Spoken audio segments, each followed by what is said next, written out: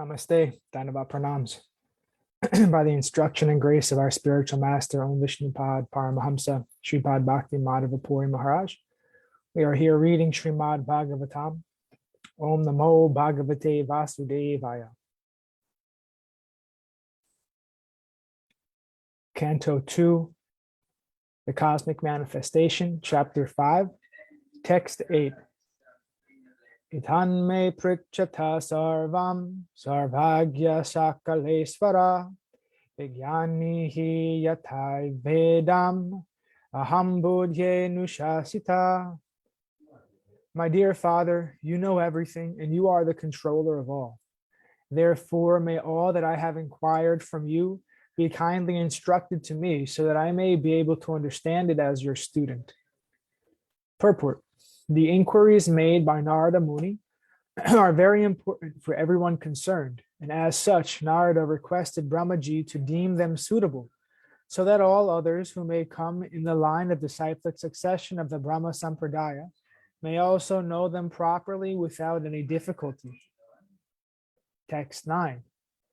Brahmovacha samyak karuni kasyedam vatsate vichikichitam yaraham chorita somya bhagavadbhirya darshane. Lord Brahma said, my dear boy Narada, being merciful to all, including me, you have asked all these questions because I have been so inspired to see into the prowess of the Almighty Personality of Godhead. Purport. Brahmaji, being so questioned by Naradaji, congratulated him, for it is usual for the devotees to become very enthusiastic whenever they are questioned concerning the Almighty Personality of Godhead. That is a sign of a pure devotee of the Lord. Such discourses on the transcendental activities of the Lord purify the atmosphere in which such discussions are held, and the devotees thus become enlivened while answering such questions. It is purifying both for the questioners and for the one who answers the questions. The pure devotees are not only satisfied by knowing everything about the Lord, but are also eager to broadcast the information to others, for they want to see that the glories of the Lord are known to everyone. Thus, the devotee feels satisfied when such an opportunity is offered to him. This is the basic principle of the missionary activities. Text 10. Nanrutyam tava tachchapi yatha mam prabravishibo avigyaya paramata etavatvam yatohime. Whatever you have spoken about me is not false, because unless and until one is aware of the personality of Godhead, who is the ultimate truth beyond me, one is sure to be illusioned by observing my powerful activities.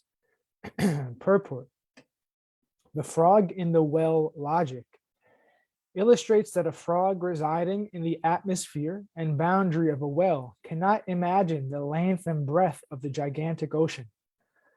Such a frog, when informed of the gigantic length and breadth of the ocean, first of all does not believe that there is such an ocean.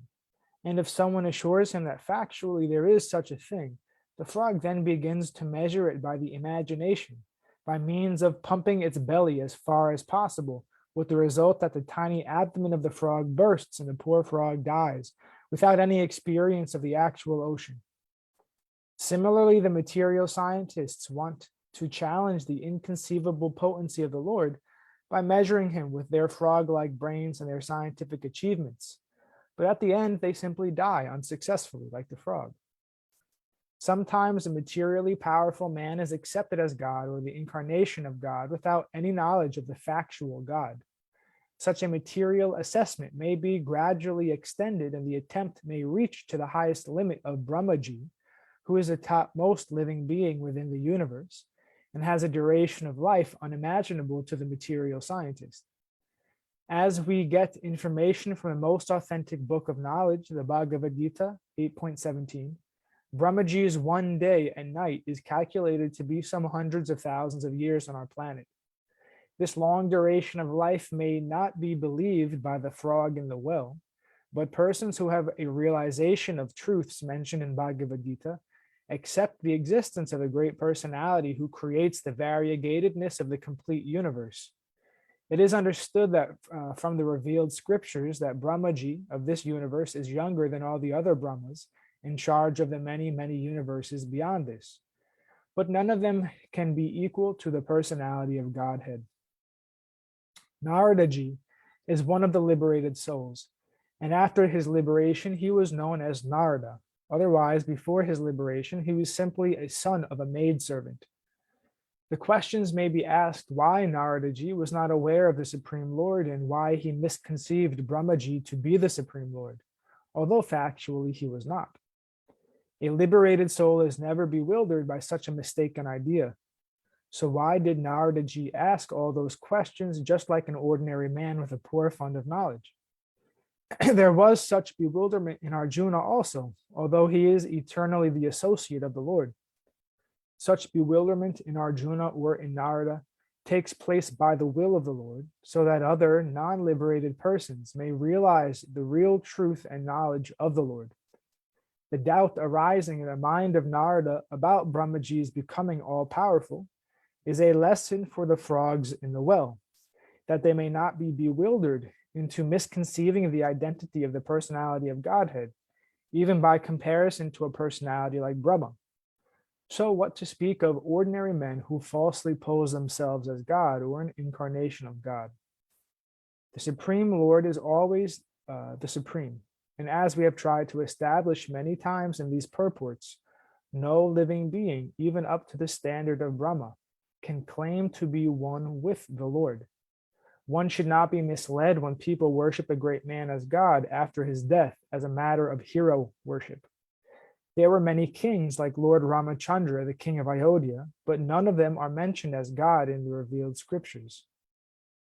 To be a good king is not necessarily the qualification for being Lord Rama, but to be a great personality like Krishna is the qualification for being the personality of Godhead. If we scrutinize the characters who took part in the battle of Kurukshetra, we may find that Maharaj Yudhisthira was no less a pious king than Lord Ramachandra, and by character study of Maharaj Yudhisthira was a better moralist than Lord Krishna. Lord Krishna asked Maharaj Yudhisthira to lie, but Maharaj Yudhisthira protested.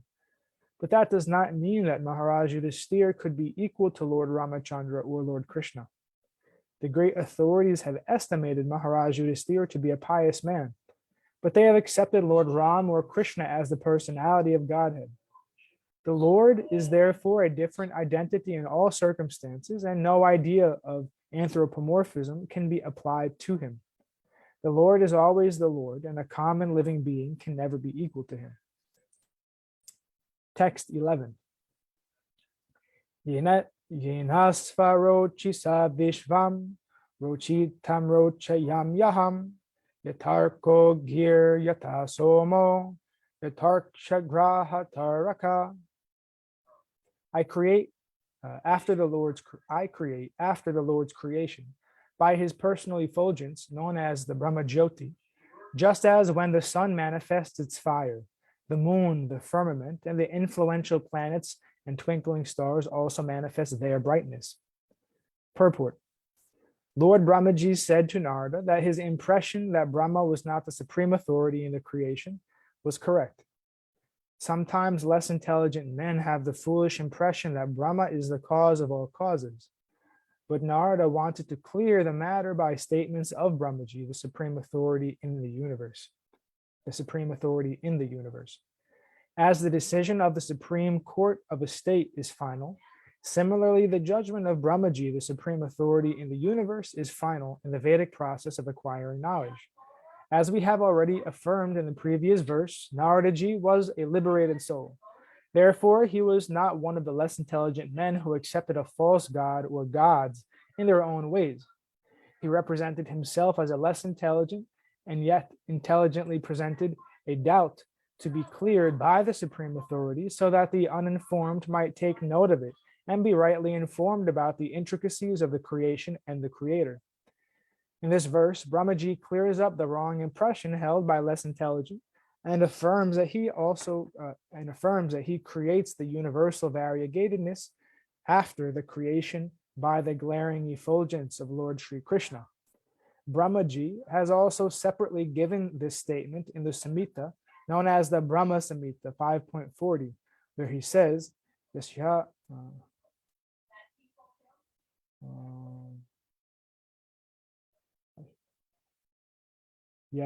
Prabha Prabhavato Jagadanda Koti Kotish Vasesha Vasudhari Vibhuti Binam Tad Brahmanish Kalamanantam Asesha Bhutam Govindam Ari Purusham Tamaham Bhajami. I serve the Supreme Personality of Godhead, Govinda, the primeval Lord, whose transcendental bodily effulgence, known as the Brahma Jyoti, which is unlimited, unfathomed, and all-pervasive, is the cause of the creation of unlimited numbers of planets, etc., with varieties of climates and specific conditions of life. The same statement is in Bhagavad Gita 14.27, where Lord Krishna is the background of the Brahma Jyoti, Brahmano hi Pratistanam. Brahmano hi Pratistaham. In the Nirukti or the Vedic dictionary, the import of Pratista as mentioned as that which establishes. So the Brahma Jyoti is not independent.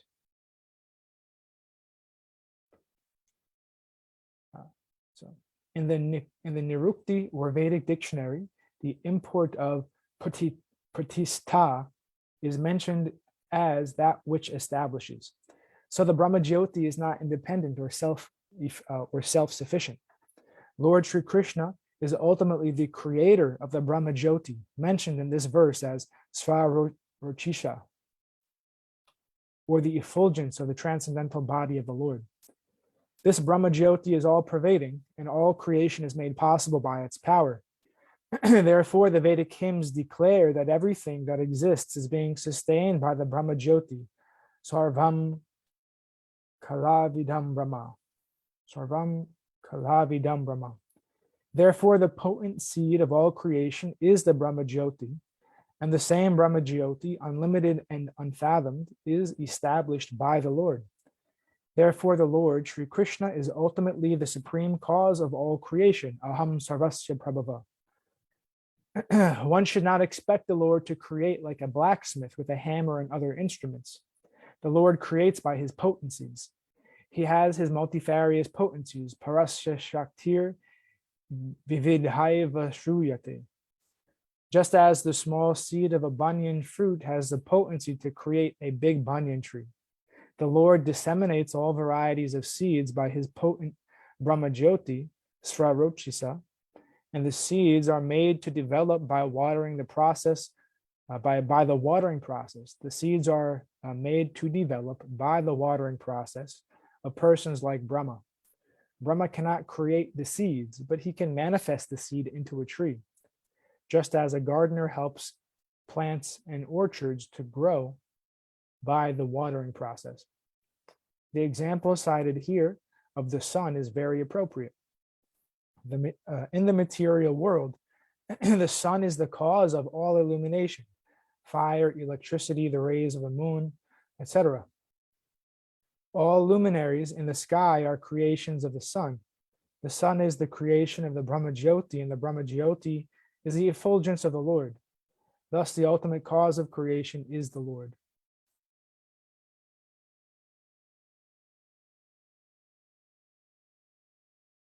Text 12. Tasmai namo bhagavate vasudevaya dhimahi yanmaya durjaya mam vadhanti jagadgurum.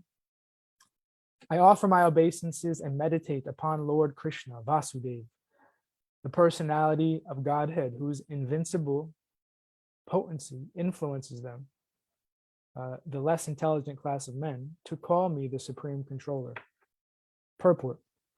As will be more clearly explained in the next verse, the illusory potency of the Lord bewilders the less intelligent to accept the Brahmaji, or for that matter, any other person, as the Supreme Lord. Brahmaji, however, refuses to be called this, and he directly offers his respectful obeisances unto Lord Vasudeva, or Sri Krishna, the personality of Godhead, as he has already offered the same respects to him in the Brahma Samhita 5.1.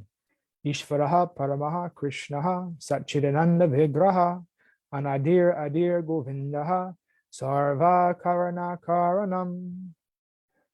The Supreme Lord is the personality of Godhead Sri Krishna, the primeval Lord in his transcendental body, the ultimate cause of all causes. I worship that primeval Lord Govinda. Brahmaji is conscious of his actual position, and he knows how less intelligent persons, bewildered by the illusory energy of the Lord, whimsically accept anyone and everyone as God. A responsible personality like Brahmaji refuses to be addressed as the Supreme Lord by his disciples or subordinates, but foolish persons praised by men of the nature of dogs, hogs, camels, and asses feel flattered to be addressed as the Supreme Lord. Why such persons take pleasure in being addressed as God, or why such persons are addressed as God by foolish admirers, is explained in the following verse. Thus ends our reading for today. We'll continue from text 13 on Friday, hopefully. Jai Om Vishnu Pad Paramahamsa Shripad Bhakti Madhava Puri Maharaj Ki Jai.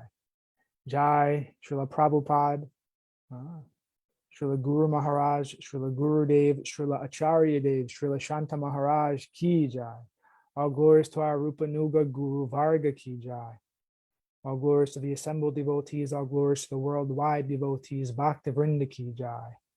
Jai Nrshangapuri Dham Ki Jai, Jai Mayapur Dham Ki Jai, Jai Navadvip Dham Ki Jai, Jagannath Puri Dham Ki Jai, Baladev Subhadra Jagannath Ju Ki Jai, Vrindavan Dham Ki Jai, Giri Govardhan Gupta Govardhan Dham Ki Jai, Sham Kund Radha Kund Ki Jai, Tulsi Devi Bhakti Devi Vrinda Devi Ki Jai, Nitai Gaura Pramanandi Hari Hari Hari Bo, Dhanavad Pranams, Hare Krishna.